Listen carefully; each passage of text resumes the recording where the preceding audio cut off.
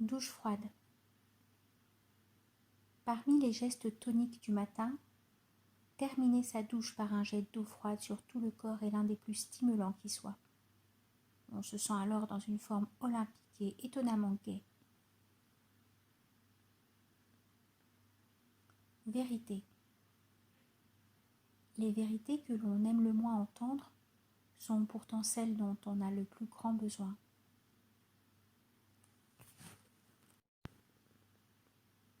Peu.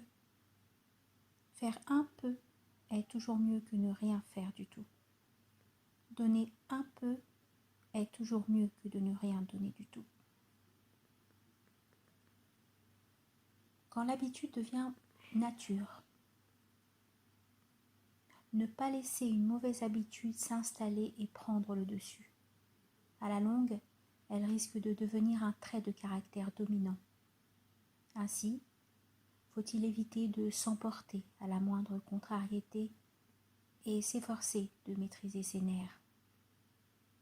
Ne pas prendre de poids si l'on a tendance à l'embonpoint. Ne pas ressasser ce que l'on a raté pour ne pas devenir aigri, etc. En luttant contre ces penchants négatifs, on évite de se laisser dominer par eux. Ce sont autant de petites victoires quotidiennes sur soi. Achever. Cessez de remettre à demain ce que l'on peut faire aujourd'hui, ou à tout à l'heure ce que l'on peut réaliser dans l'instant. Les tâches inachevées encombrent inutilement l'esprit et génèrent stress et frustration. Se fixer des délais pour accomplir et terminer chaque obligation.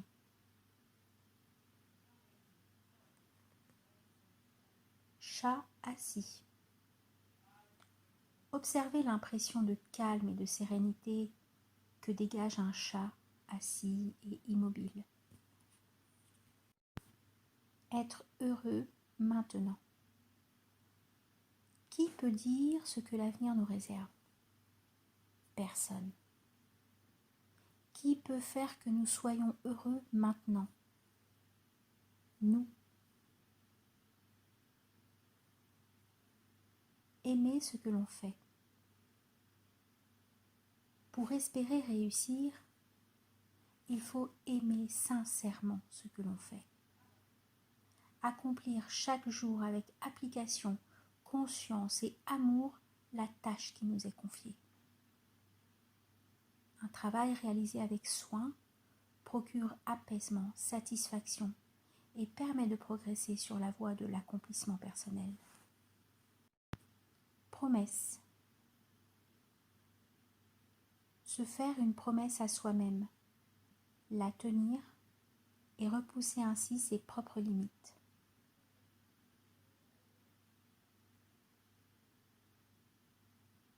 Se rapprocher de son but. Se fixer un objectif et faire tous les jours quelque chose pour s'en rapprocher. Et aujourd'hui encore. Surmonter les obstacles. Les grandes orientations de notre vie ne doivent pas être bouleversées par des incidents de parcours. Les événements imprévus peuvent nous contraindre à retarder nos projets, à les aborder différemment, mais en aucun cas nous y faire renoncer. Qu'importe si le chemin est plus difficile que prévu, l'important est de garder le cap.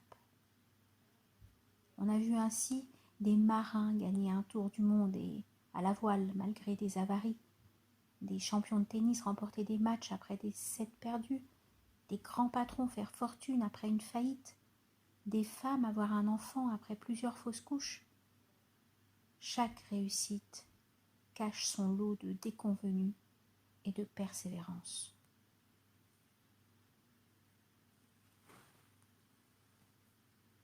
Se réinventer. La confiance en soi est cette force morale qui permet de se réinventer après un échec. Programmer son succès. Avec volonté et méthode, chacun d'entre nous a les moyens de réussir ce dont il rêve et de programmer son succès. Pour cela, il ne faut jamais, jamais perdre de vue son objectif et chaque jour accomplir quelque chose pour s'en rapprocher. Le pianiste virtuose a bien commencé un jour par apprendre le solfège. Toute ambition, si haute soit-elle, est à notre portée si l'on se donne la peine d'y travailler avec constance et opiniâtreté. Un moral de vainqueur. Après un échec, ne pas se décourager. Se répéter, ce n'est pas grave, je vais y arriver. S'accrocher et persévérer. Si d'autres y sont parvenus, on le peut aussi.